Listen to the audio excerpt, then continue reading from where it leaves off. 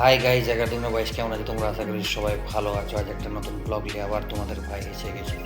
আজকে বিকেলবেলায় হঠাৎ আমি ঘুম থেকে উঠে দেখি যে আমাদের বাড়িতে যে পাখিটি বাসা ছিল, দুটি বাচ্চা ছিল, বাট একটা উড়ে গেছে আর একটা উঠতে শিখছে, আর ও উঠতে উঠতে নিচে পড়ে গেছে আর আমার বাইকের ওপরে বসে আছে। আমি উঠে দেখছি দেখছি কত সুন্দর বাচ্চাটি, পাখির বাচ্চাটি একদম চুপচাপ বসে আছে, ভয়ে বসে আছে। আমার দেখে অনেক খুশিও লাগছে, আর এবারে এটা উড়ে চলে যাবে, ঘর আবার আমাদের ফাঁকা হয়ে যাবে। বাট একটা খারাপও লাগছে, একটা ফাঁকা জায়গায় যদি কোথাও থাকতো তো কেউ একে ধরে নিয়ে চলে যেত, বাট ঘরে আছে, কোনো টেনশন নেই।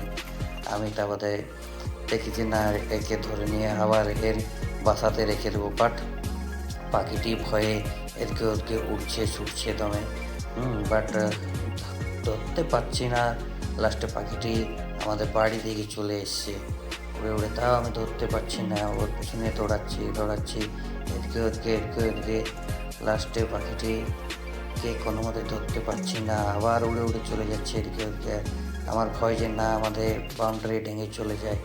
বাট লাস্ট ফাইনালি আমি ওকে ধরতে পেরেছি, ধরে নিয়ে আসছি। কত সুন্দর পাখিটি দেখুন। বাট অনেক ভয় পেয়ে গেছে, বাট নো প্রবলেম, মেহো না। লাস্টে আমি আমার বাইকের উপরে উঠে পাখিটিকে নিয়ে আবার ওর বাসাতে গিয়ে ডাকবার চেষ্টা করছি। অনেক হাইটে আছে, তাও চেপে গেছি কোনো মতে, যাইনি ওর বাসাতে। পাখিটিকে আবার রেখে দিচ্ছি, বাট পাখিটি এত ভালোবাসছে যে আমার হাতের ওপরে বসে নিয়ে ওর নামতে চাইছে না, আর হাতের আঙুলের ওপরেই বসে আছে, ছাড়ছেই না। আমি বলছি বারবার ছাড়, এবার বস। নিজের ঘরে এসে গেছি, তারপর নিজের ঘরে বসে থাকলো।